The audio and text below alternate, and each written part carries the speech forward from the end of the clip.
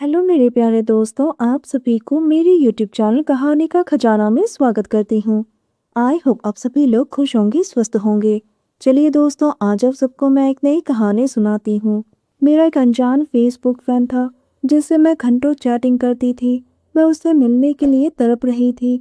इसी तरह से 2 महीने बीत गए, लेकिन हमारा मिलना नहीं हुआ। एक तरफ मेरी पढ़ाई का प्रेशर, तो दूसरी तरफ उस अनजान फेसबुक फ्रेंड से मिलने की तरफ। 1 महीने पहले कॉलेज में एग्ज़ाम हुआ था।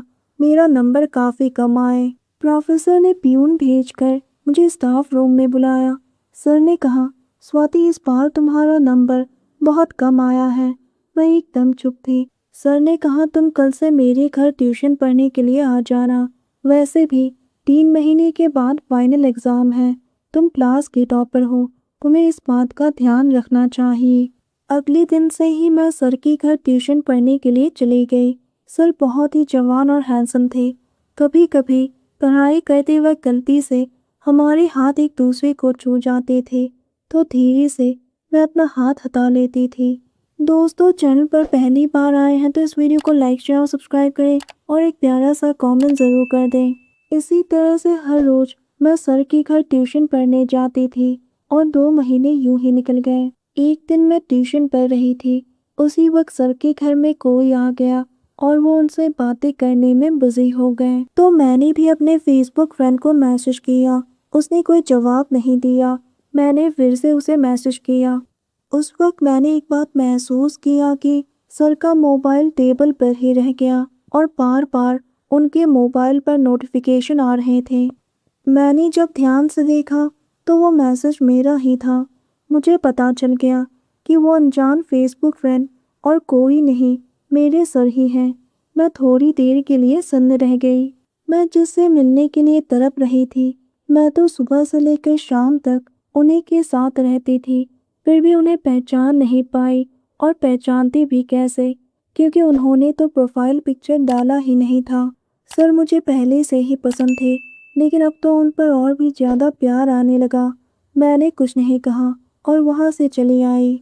अगले दिन से ही मैंने सर का क्लास और ट्यूशन दोनों अटेंड करना बंद कर दिया। सर ने फिर से प्यून भेजकर मुझे बुलाया। उन्होंने पूछा, क्या हुआ स्वाति, तुम ना क्लास अटेंड कर रही हो और ना ही ट्यूशन। मैंने उनकी आंखों में आंखें डालकर देखा और कहा, ये सवाल आप अपने आप से पूछो, जवाब आपको मिल जाएगा। सर ने कहा, तुम कहना क्या चाहती हो? मैं कुछ समझ नहीं पा रहा हूँ। मैंने सर को फेसबुक पर मैसेज भेजा। सर ने मेरी आंखों में देखा और कहा, तो तुम्हें पता चल गया? मैंने कोई जवाब नहीं दिया। सर ने कहा, स्वाति, मैं तो तुम्हें पहले दिन से ही बहुत पसंद करता था, लेकिन मैं नहीं चाहता था कि हमारी दोस्ती की वजह से तुम्हारी पढ़ाई में कोई भी प्रॉब्लम हो। मैं तो बस एग्ज़ाम ख़त्म होने का इंतज़ार कर रहा था। मुझे माफ़ कर दो। मैंने कोई जवाब नहीं दिया और वहाँ से चली आई। सर ने पता नहीं कितनी बार फेसबुक पर मुझे सॉरी का मैसेज भेजा, लेकिन मैंने कोई जवाब नहीं दिया और ना ही उनसे बात की। मैं उनसे बहुत नाराज़ थी। कुछ दिनों के बाद एग्ज़ाम शुरू हो गया। एग्ज़ाम ख़त्म होने के बाद सर ने मुझे मैसेज किया, स्वाति, अगर तुमने मुझे माफ़ नहीं किया और आज तुम मुझसे मिलने नहीं आई, तो मैं तुम्हें अपना चेहरा कभी नहीं दिखाऊंगा। मैं भागकर उनके घर गई। उन्होंने बाहें फैला दी और मैं उनके सीने से लिपट गई। वो मुझे पागलों की तरह चूमने लगा। मैंने कहा, सर, आपने मुझे बहुत तड़पाया है। सर ने कहा, स्वाति, मुझे दीपक कहकर पुकारो। मैं तुम्हारे मुंह से अपना नाम सुनने के लिए कब से तरस रहा हूँ। स्वाति, मैं एक बार तुम्हें दुल्हन के रूप में देखना चाहता हूँ। उन्होंने मुझे एक लाल रंग की साड़ी दी और पहनने को कहा। मैंने वो साड़ी पहन ली। दीपक बहुत ही खुश हो गया। उन्होंने धीरे से मेरी कमर पर अपना हाथ रखा और खींचकर मुझे अपनी बाहों में भर लिया।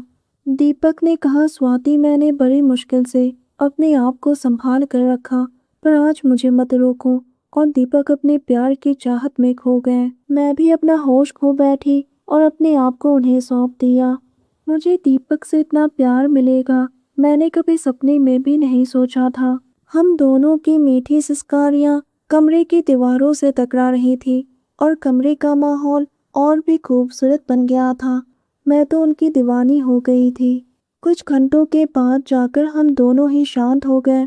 हम दोनों ही एक दूसरे का साथ पाकर बहुत ही खुश थे। उस दिन के बाद से मैं दीपक से रोज मिलने लगी। 2 महीने के बाद मेरा रिजल्ट निकला और मैं अच्छे नंबरों से पास हो गई। दीपक और मेरे घर वालों ने हम दोनों की शादी तय कर दी और बहुत ही जल्द हम दोनों शादी के पवित्र बंधन में बनने जा रहे हैं। दोस्तों, आप सबने अपना कीमती समय निकालकर इस वीडियो को सुना, इसके लिए आप सभी को धन्यवाद करती हूँ। धन्यवाद दोस्तों।